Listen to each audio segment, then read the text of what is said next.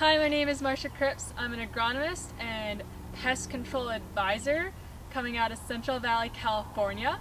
In my job, I strive to be a good steward of the environment.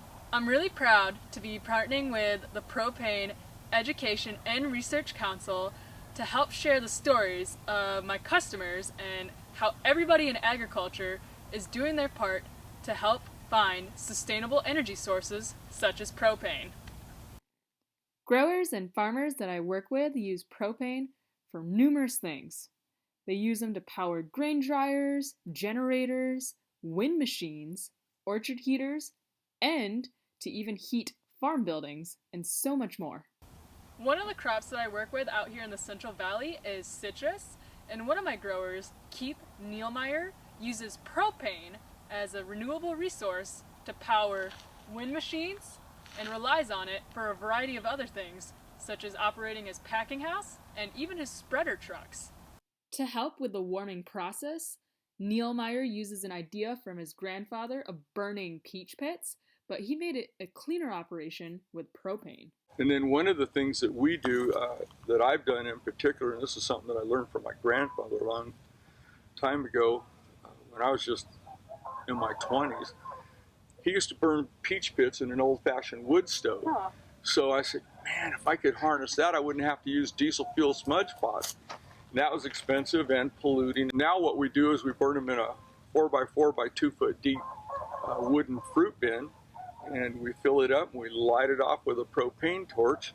And we'll start them off about 10 o'clock at night, and that heat goes up, and then the wind machines, as they're blowing,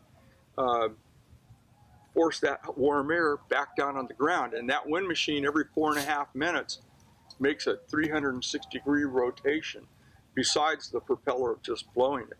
So that just creates our warmth. A lot of growers, like Nielmeyer, are vertically integrated and have packing houses. Forklifts are a necessity in packing houses, and because they produce fewer emissions, propane forklifts are safer to operate in a closed space. The last thing that we use it for is in our forklifts, in our dehydration plant, and our forklifts that we have on our farms are all propane.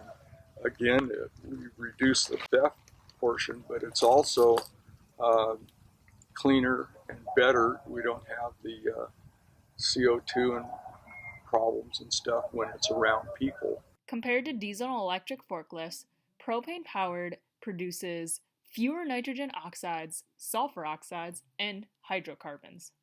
Some of my clients use propane as a source of weed control.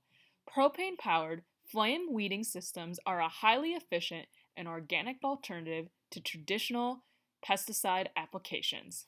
Here in California, almond growers will use propane-powered spreaders to spread dry material such as gypsum and compost. This process helps alleviate salts, and the compost puts the nutrient-rich organic matter back into the ground so that it's ready for use the next growing season.